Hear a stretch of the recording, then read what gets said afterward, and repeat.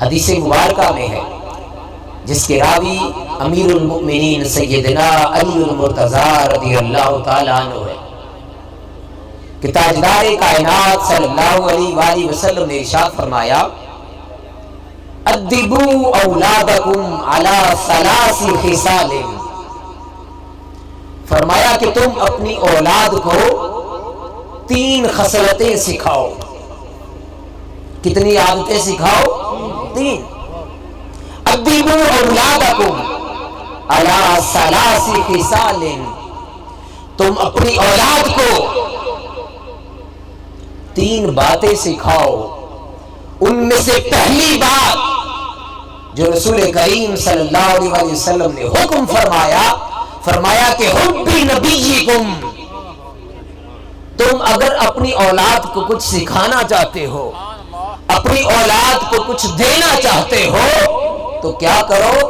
اپنی اولاد کو اپنے نبی کی محبت سکھاؤ۔ حبی نبیکم، اپنی اولاد کو نبی کی محبت سکھاؤ۔ اب محبت کیا ہے؟ کوئی شربت ہے کہ آپ کسی کو دے دیں اور پی لے بس ختم؟ یا ٹافی ہے، یا کوئی مشروب ہے، یا کھانے کی چیز ہے کہ آپ سالن ڈال لیں برتن میں، آپ روٹیاں اس کے آگے رکھ دیں، چاول اس کے آگے رکھ دیں اور آپ کہیں کہ یہ کھا لو اور بس حضور کی محبت آپ کے اندر داخل ہو گئی؟ کیا یہ ایسا کام ہے؟ نہیں۔ اور بھائی اگر اولاد کو حضور کی محبت دینا چاہتے ہیں تو اس کا کوئی نہ کوئی طریقہ تو ہوگا۔ طریقہ کیا ہے؟ کہ اپنے اولاد کو حضور کی محبت سکھانا چاہتے ہیں تو اولاد کے سامنے حضور کی مدح سرائی کریں۔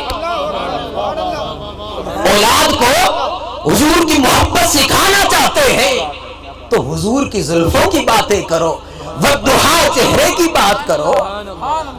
ان کے سامنے یہ بیان تو کرو کہ حضرت حسان حضور کے سامنے کس طرح نغمہ پڑھتے تھے۔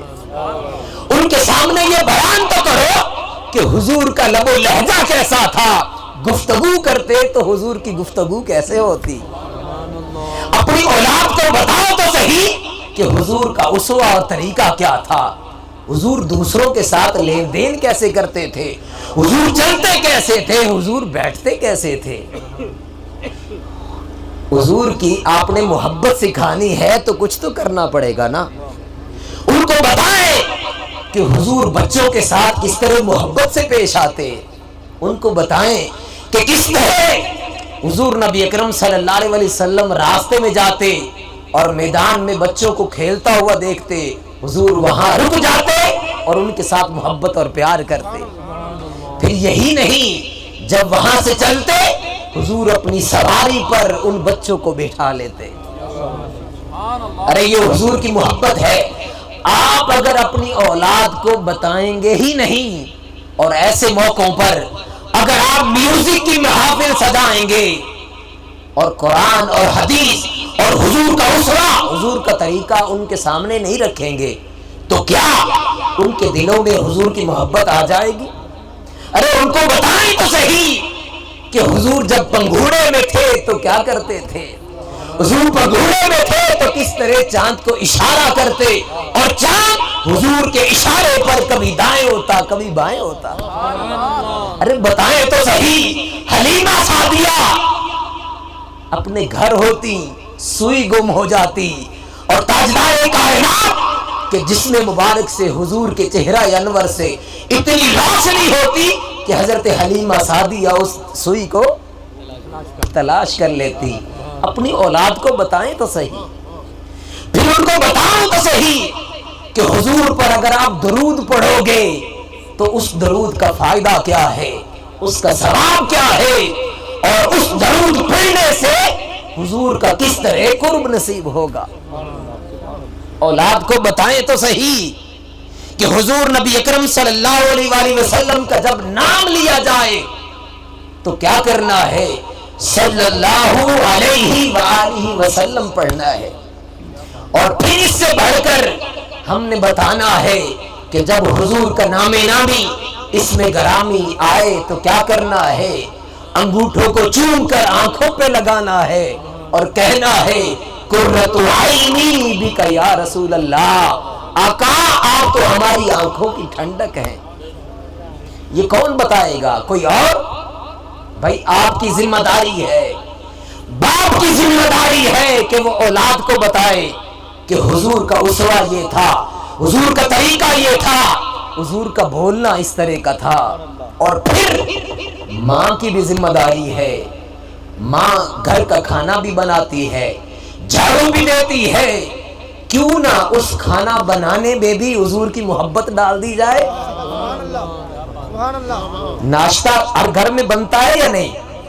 سب کے گھروں میں بنتا ہے، دوپہر کا کھانا بھی سب کے گھروں میں پکتا ہے، اور شام کا کھانا بھی سبھی کھاتے ہیں یا نہیں؟ چلو مان لیا کہ بھائی وہ فلاں گھر ہے اس میں 2 وقت کا کھانا پکتا ہے، 2 وقت کا تو پکتا ہے نا۔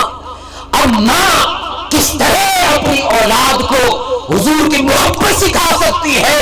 وہ کھانا دے اور بتائے کہ یہ سبزی میرے محبوب کو پسند تھی، حضور یہ کھانا حضور کو بڑا پسند تھا، حضور حلوہ کھاتے، حضور نبی اکرم صلی اللہ علیہ وسلم یہ سبزیاں حضور کو پسند تھی۔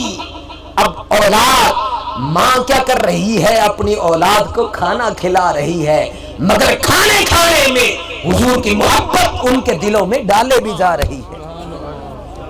یہ کون سکھائے گا؟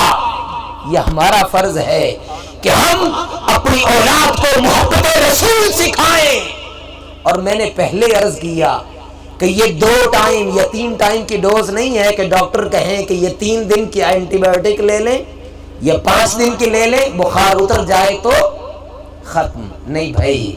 جس طرح شیطان ہر وقت انسان پر حملہ آور ہے اور اس نے ٹھان رکھی ہے کہ باری تعالیٰ میں تیرے بندوں کو گمراہ کروں گا، اب اس نے گمراہ کرنا ہے یا نہیں؟ وہ تو ہر وقت کوشش میں ہے۔